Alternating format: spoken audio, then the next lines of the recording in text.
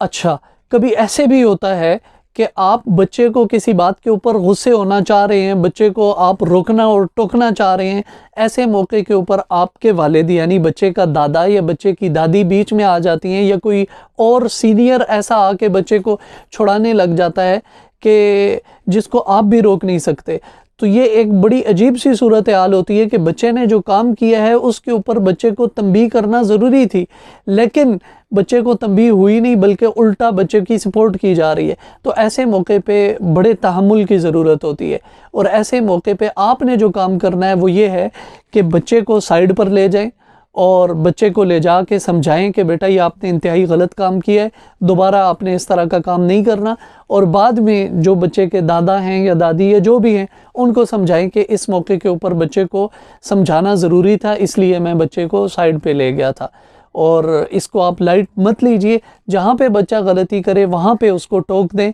ताकि बच्चे को कम अज़ कम इसी उम्र में ये एहसास शुरू हो जाए कि ये काम जो मैंने किया था ये गलत था।